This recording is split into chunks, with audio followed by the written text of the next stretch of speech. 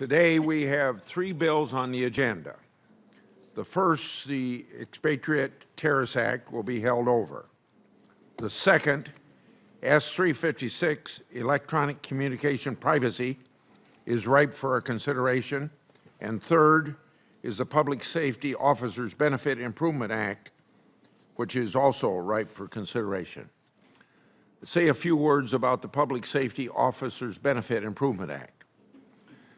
The Justice Department has a goal of processing these claims within 1 year. However, according to the most recent data that was provided since we last convened, the Justice Department is failing to meet its own 1-year deadline in 58% of the 738 pending death benefit claims.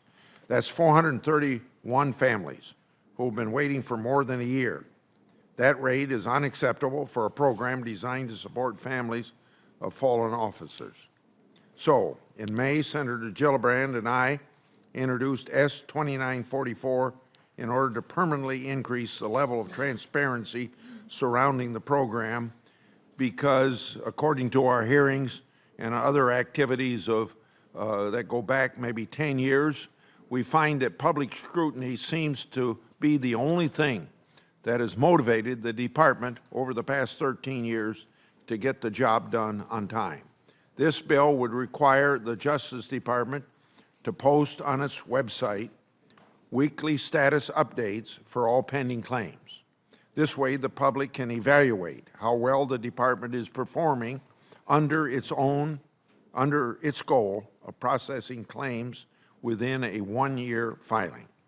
The Justice Department is already posting weekly statistics with respect to the September 11th Victims' Compensation Fund, which is a similar program. So the department should be able to do the same with respect to pending public safety officers' benefit claims by posting weekly statistics. In addition, our bill would require the Justice Department to report to Congress other aggregate statistics regarding these claims at least twice a year. And the bill would make it easier for the department to process these claims in other ways. An example, by allowing the department to rely on other federal regulatory standards and to give substantial weight to findings of fact of state, local, and other federal agencies. So I thank Senator Gillibrand for working with me to develop this common sense legislation. I also want to thank Senators Hatch, Schumer, Coons, and Blunt for standing with us in support of these officers and families. And in fact, I'm sure that even people that aren't co-sponsoring this bill would say the same thing. We're also indebted to Senators Flake and Leahy for providing helpful feedback concerning the bill's reporting requirements. Both sets of changes have been incorporated into a manager's amendment, which I'll be offering later today if we get to it. In short, this has been a truly bipartisan effort based on what we learned from our hearing in April and multiple independent audits, some of them going back quite a few years, as well as oversight letters before that time. So I urge my colleagues today to help us get this bill done as a way of saying thank you to these men and women who made the ultimate sacrifice protecting our public. Now I'd like to address ECPA. As I've acknowledged many times, there's a consensus that ECPA needs to be updated. I think that I had some questions by media, would I even bring this bill up? I want you to know I fully support the warrant for content standard that this bill enacts. Privacy is important to all Americans who are using technology in more ways than ever to communicate. We need to ensure privacy being protected. At the same time, a number of senators have circulated amendments that they feel very strongly are important from a law enforcement or national security perspective, and in their view are very consistent with the key reform principles. I certainly support the rights of committee members to offer these amendments, and even if I didn't support that, we'd still go through the process. I was told yesterday by phone calls from some senators and also through staff of other senators that there's an impasse in negotiations about them. As a result, Senator Leahy and Lee, the main sponsors, have requested that the bill removed from the agenda. My own inclination would be to simply hold the bill over for another week and see if other things could be worked out. I'm willing to do that. But if the bill sponsors really want to move ahead and pull the bill entirely, that's something I would do. Either way, I hope discussions can continue to try to move forward with it. It seems to me there are large areas of consensus, and it should be possible to reach a compromise that a large majority of the committee can support. But in the meantime, I'm now going to turn to Senator Leahy and Lee to make clear what they'd like to do at this point. Senator Lee. I yield to Senator Lee as the prime sponsor. He shares my concerns. There are some poison pill amendments, especially on a bill that passed the House of Representatives virtually unanimously. Thank you, Senator Leahy. Thank you, Mr. Chairman. Thanks to Senator Leahy for your cooperation with me working on this bill. You know, since the original Electronic Communications Privacy Act passed in 1986, a lot has changed. And I don't just mean that, you know, Wham broke up, the mullet is no longer fashionable. A lot has changed to the way we interact with computers and with the technology itself. With regard to how we communicate and how we store our private documents and our thoughts, technology has changed a lot of things. Email and cloud storage have become a standard part of American life, and our privacy laws need to be updated. Senator Leahy and I have attempted to bring before this committee a bill that does one very simple thing. It eliminates the 180-day rule that suggests that our privacy interests somehow expire when an email turns 180 days old. Now, I challenge all of my colleagues, try to go home and talk to your constituents. I challenge you to find one person who thinks that is a good idea, one person who doesn't have some vested interest in expanding government power unreasonably, who thinks that is a good idea. This is a change that has such wide support, in fact, that it passed the other House of Congress. It passed the House of Representatives by a vote of 419 to 0. It has brought together a coalition that is diverse and includes groups such as the Heritage Foundation, Americans for Tax Reform, on the one hand, and the ACLU, a Center for Democracy and Technology, and the tech community. Unfortunately, some senators on the committee have decided late in the day that this bill should be a vehicle to move an unrelated and, I believe, controversial expansion of the use of national security letters by the FBI. Such an expansion, I am convinced, would swallow up the protections that this bill offers to the American people and that the American people justifiably deserve and have reason to expect. While there are other concerns we had hoped to negotiate, the Cornyn National Security Letter Amendment is something I cannot, in good conscience, have attached to this bill. So it's with great reluctance that I've requested that Chairman Grassley withdraw the ECPA Amendments Act from the markup agenda until such time as we can proceed without risking that this bill actually decrease the privacy rights of our citizens. We want to make sure that when we get this passed, it enhances rather than diminishes our interests protected by the Fourth Amendment. Thank you, Mr. Chairman. Senator Leahy, I'd like to have you speak just to that point because later on I'm going to call you for your general statement. On that point, I completely agree with the senator from Utah. We'd worked extraordinarily hard on this in not only a bipartisan but a bicameral way. A lot of meetings with House members in both parties, a lot of meetings with members here in both parties. As the senator noted, you get a coalition that goes from the Heritage Foundation to the ACLU to everything in between is pretty significant. At a time when they speak of the dysfunction in Congress, when the House of Representatives passed this bill 419 to 0, It shows how important it is, but it also shows the years of work they've gone into building the coalition and building a bill that everybody will support. If now you add poison pill amendments, I'm not sure they'd even pass the Senate. I doubt they would. But they certainly wouldn't pass the House.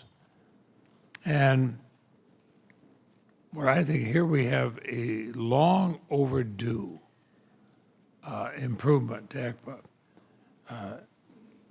When ECPA was written, and I know I was part of the team that put together, none of us anticipated what we have. Our iPhones more computing power than most of the Senate had in its entirety.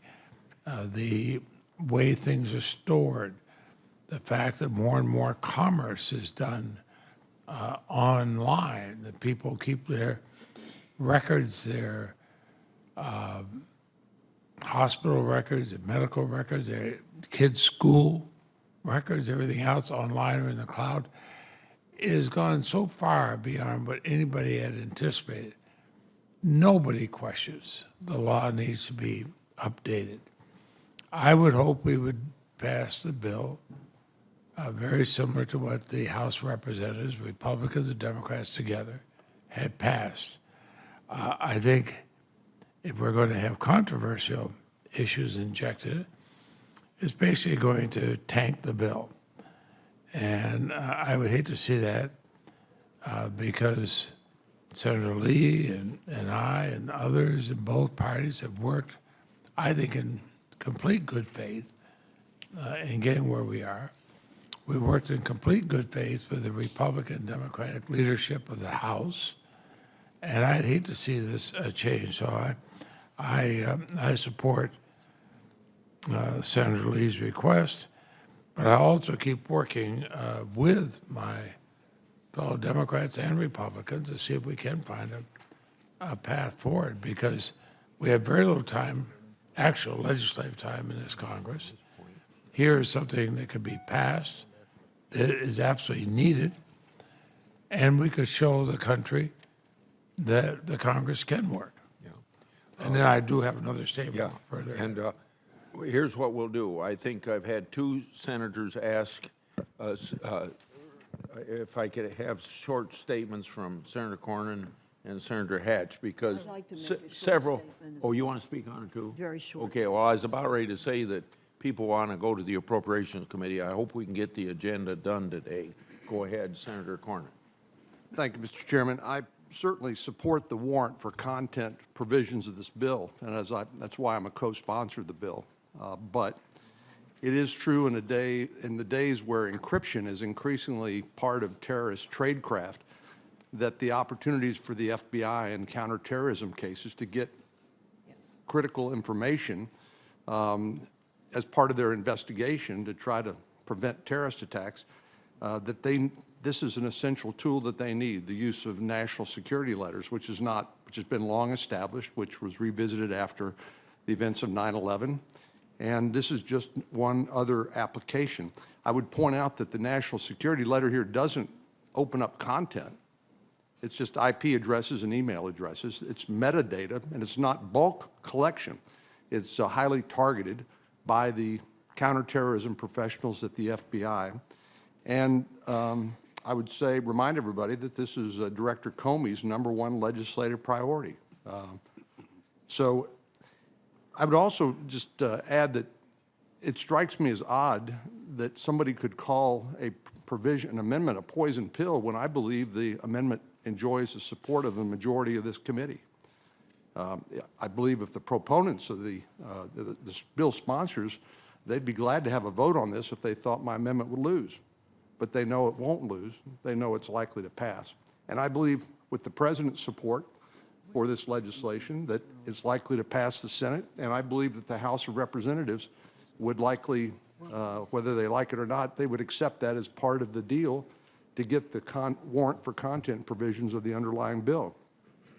And I've been in the Senate not as long as some members here in the committee, but I don't know when we ever said, just because a bill passed the House, that the Senate should stand down and swallow the House bill hook, line, and sinker, particularly when there's good policy reasons for amending it.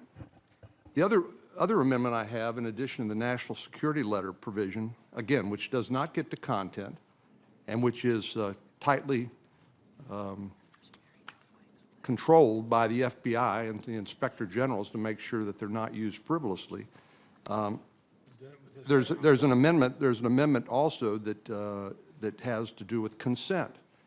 And I don't know why our colleagues here want to avoid a vote on an amendment which would basically restate longstanding constitutional law that when the owner of information consents to the search, then a Fourth Amendment concerns are not implicated. So I'll defer to my friend from Vermont for any comments he wants to make, but it's, I believe this bill would pass the committee today with this amendment if the bill sponsors would allow it to go forward. But having said all that, I support the warrant for content provisions, and I'm happy to continue the conversation. We'll have further conversation on it, Chairman, but I worry about getting into what has been a slippery slope in the past of these national security letters. We all know the real scandal in the FBI, even under good leadership, when national security letters were used by low-ranking members of the FBI, sometimes for what appear to be just vendettas, other times destroying people's businesses or tying them up in such a way they couldn't do business and getting nothing out of it. It makes me think of when and I realize a different thing, when the NSA came to tell us how they needed all these extraordinary powers because they stopped 53 terrorist attacks, and then when you started asking them under oath, the 53 came down to 1, and that 1 was after the fact when the FBI, to regular good police work, had gotten the guy. But they said we didn't have to worry because their controls were so tight. Only a few people could see this, and we'd never have to worry about our information disappearing, unless, of course, they hired a 28-year-old subcontractor who would take all of their information and bring it to China and Russia and terribly damage our national security in it. So I know we've had some wonderful people in our government, no matter which administration it might be. But I worry anytime you give a lot of extra powers, there's always potential for abuse. I think of the horrible abuse under J. Edgar Hoover in his investigations of anti-war protesters, of Martin Luther King and others. I would hate to think of having suddenly a J. Edgar Hoover in there with all these enhanced powers. I recall my, well, I've been on different occasions, but the one lengthy thing when I was on the board of the National District Attorneys Association. Our president was from Harris County, Carol Vance, whom I'm sure you know. And you know the height of Mr. Vance and myself and a couple others. We're all well over 6 feet tall. We sat down at the table, but J. Edgar Hoover is a very short man, even with his elevator shoes, and we're all looking up at him. The legs of our chairs have been cut off, his have been built up, and actually they used that in the movie.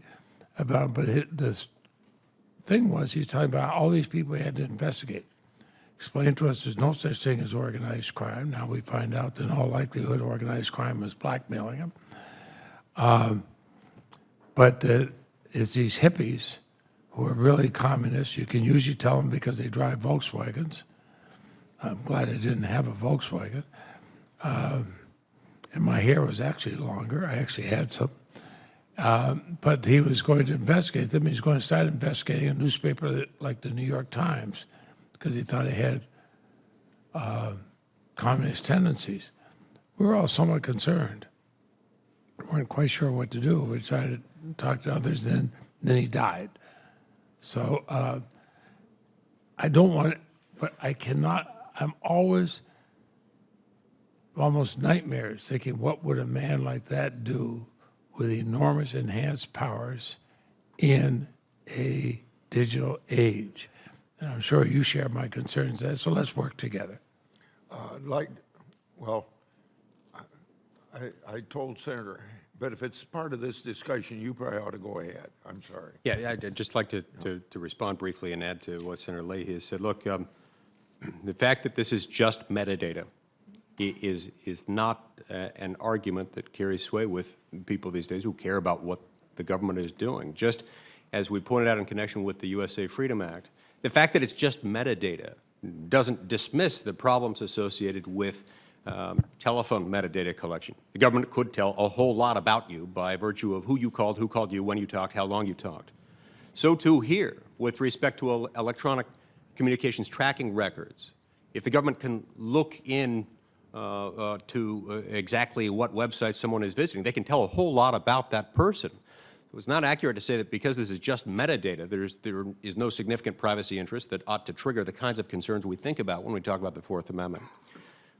Moreover, when it comes to this particular amendment, if in fact, as Senator Cornyn insists, this is so necessary and so non-controversial, so likely to pass that it's going to pass one way or another, then why not attach it to another vehicle? Why wait until the very last minute to attach it to this bill? Why wait until the very last minute to attach it to this bill, a bill that passed unanimously in the House of Representatives? Why attach to that bill an amendment that was withheld until the very last minute before we were ready to mark it up? If it's so necessary and so non-controversial, find another vehicle or let it run on its own. But don't attach it to this one that we've spent years developing this broad-based, bipartisan, bicameral coalition to support and that the American people are clamoring for. I hope Mr. Chairman? After, I was going to call on, I said I'd call on Senator Hatch You first, can call on her first. but if you have to go, No, I'd be happy to yield to, okay, go ahead, Senator Feinstein. no. No, please go ahead. I'm happy to yield to you, Diane. Well, I'm kind of a horse of another color in this. Go ahead, it doesn't matter. So, okay, thank you. Maybe I shouldn't have I yielded. would never call you that. Well, I became very concerned after the May 11th letter from the chairman of the SEC.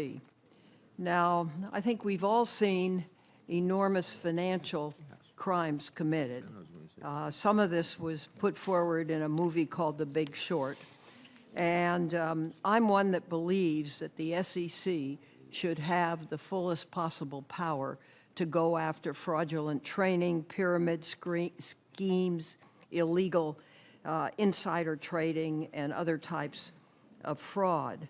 Now, in that letter of May 11th, the chairman of the Securities and Exchange Commission points out, and I quote, "The privacy interests that the bills seek to protect could be better addressed by requiring civil law enforcement agencies to obtain a court order before being provided access to subscriber emails and other electronic communications stored by an ISP.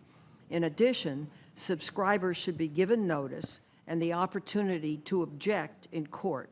Moreover, a civil enforcement agency could be required to satisfy a judicial standard comparable to the one that governs criminal warrants."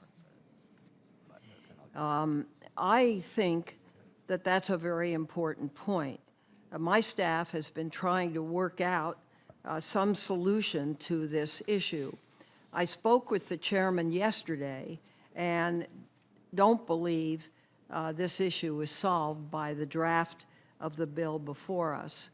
I cannot, look, everybody mouths that they want a strong Securities and Exchange Commission. Everybody and the presidential campaigns deal with this all the time. We want vigorous investigation of abuse and fraud in the financial sector, and there is abuse and fraud in the financial sector. The tool that the Securities and Exchange Commission has to gather this back data from a cell phone device is important. So they're willing to get a court order to be able to do it. I don't understand why a bill that we pass wouldn't recognize that this authority is necessary for a civil enforcement agency. So I hope, and I'm glad the vote isn't coming today, because my vote would be no, and I feel this very strongly, would like to try to work something out. To pass a bill that the Securities and Exchange Commission is not going to support and believes hamstrings their actions is not something I'm willing to do.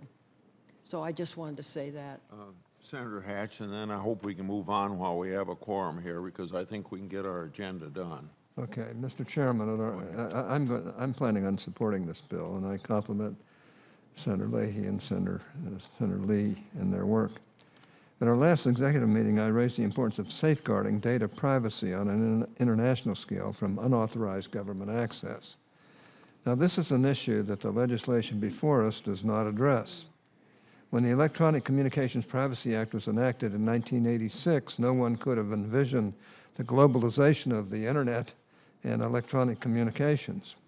Today, multinational companies serve their customers by storing and transferring data through a complex network of global data centers. And because ECPA is silent on the privacy standard for accessing extraterritorial electronic communications, federal law enforcement takes a position that it can compel a technology company to turn over data located anywhere in the world belonging to a citizen of any country, so long as the data can be accessed by a company subject to U.S. jurisdiction. The government's position presents unique challenges for a number of industries that increasingly face a conflict between U.S. law and the laws of other countries. For example, when technology companies receive demands from U.S. law enforcement to turn over data on behalf of foreign customers, they are forced to make a difficult decision: either comply with the demand and satisfy U.S. law, or risk violating the privacy laws of the host country. No one should be placed in this untenable situation. And this is why Senator Coons and I continue to urge Congress to act to safeguard data throughout the world from unauthorized law enforcement access.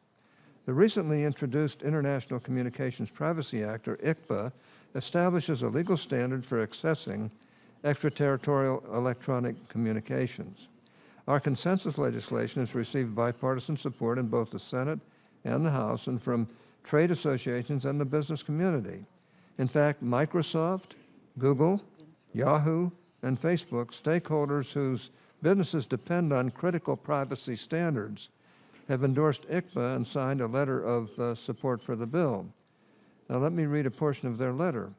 Quote, "The International Communications Privacy Act, or ICPA, would create a modern legal framework for law enforcement access to electronic communications, regardless of where the data is stored.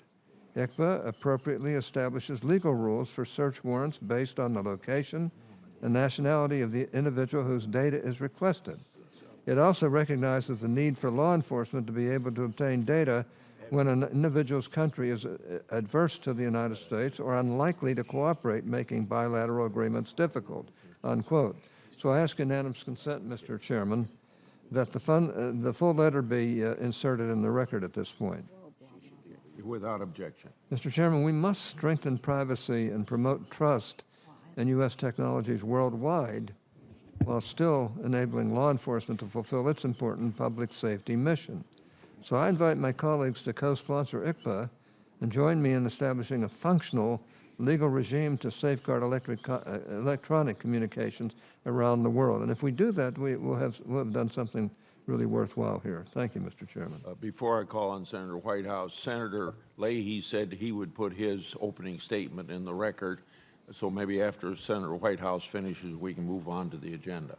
Sure. I just wanted to react briefly to Senator Hatch's comments. I regret that I will be doing everything I can to oppose the legislation of my dear friend.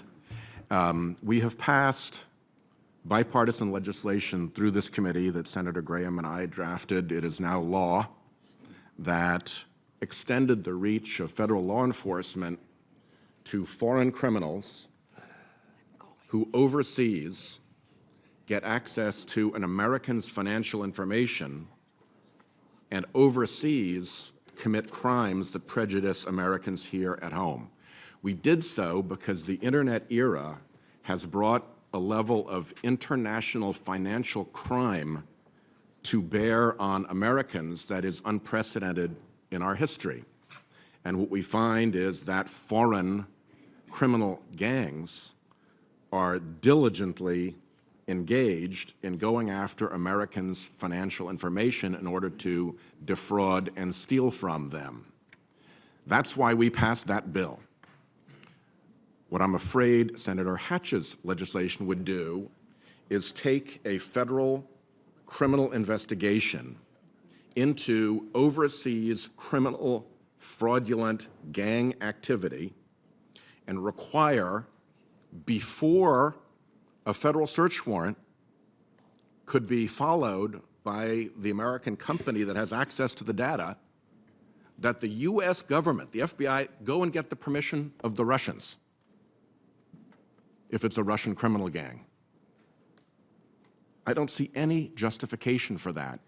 And when you look at the extent to which there appear to be relationships between these overseas criminal gangs and the often corrupt governments that shelter or license their activities, I think that creates not only a danger in terms of delay and obstruction and nuisance and annoyance, but of actually putting into the American investigative decision a party that is on the side of the criminal gang. And so I think we have a lot of work to do before I could support this bill, and I'll stop there and we'll keep working. Thank you.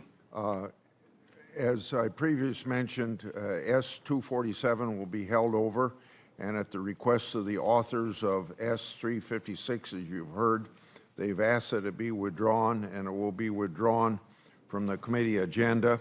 I will move on now to S-2944. I think everybody knows about the manager's amendment. I have a page here to explain it, but I'd like to just put that in the record. And can I ask, is there any objection on 2944 to the acceptance of the manager's amendment? I hear no objection, so Senator Leahy, I understand you have some amendments, and we should consider your amendments at this point. Thank you. Mine is HEN 16587 combination. It ensures that children are not disqualified from receiving education benefits due to delays within the Public Safety Officers Benefit Program. I mentioned that sometimes those delays, bureaucratic delays, could take up to 10 years. And they've grown 10 years older during that time. When we had the hearing last month, the law enforcement people who called said that was unconscionable. So my amendment is making sure that they're not cut off just because people are too slow to respond. And second, fallen officer or first responder's family after their death shouldn't have their claim denied simply because their employer fails to provide the necessary paperwork. We'll ensure that the PSOB program uses whatever it needs from third parties. Finally, due to a PSOB regulation, not what we've written, as it's drafted, this bill only applies to claims filed after it becomes law. Well, of course, that almost solidifies the people stuck in the backlog, and my amendment would fix that. The amendment is backed by the Fraternal Order of Police, the National Association of Police Organization, Sergeants Benevolent Association, major City Chiefs Association says it can help our law enforcement officers, firefighters, and others. So I would urge a yes vote Okay. I'd be happy to take a voice vote. I'm going to put a statement in the record thanking and supporting what Senator Leahy's just said, and say that it's a useful addition to the bill. This is one amendment with 3 parts, so we'll vote on it as one amendment. All in favor say aye. Aye. All opposed say no. If there are ayes have it, the Leahy amendment's adopted. Senator Cornyn, can you offer your amendment? Briefly, thank you, Mr. Chairman. I circulated an amendment that would support, that is supported by law enforcement organizations, including the Fraternal Order of Police. It would simply create a presumption in favor of granting death and disability benefits to the family of fallen officers unless that presumption is rebutted by clear and convincing evidence that the officer was engaged in some type of improper conduct. I believe that the amendment's acceptable to the sponsors, and I would ask colleagues to support it. The only thing I would say to Senator, I hope it's no cost, and if there is some cost, we'll work together on the floor. Happy to do that, Mr. Take Chairman. care of that. Those in favor of Senator Cornyn? And that's just a presumption, is that correct? Yes, sir. Yeah, I agree with you. All in favor of the Cornyn Amendment, say aye. Aye. All opposed, say no. It appears that the ayes have it. Now we're ready to adopt 2944 as amended. Could I just ask unanimous consent? I care a lot about this bill that my statement be read into the record. So it will be in the record.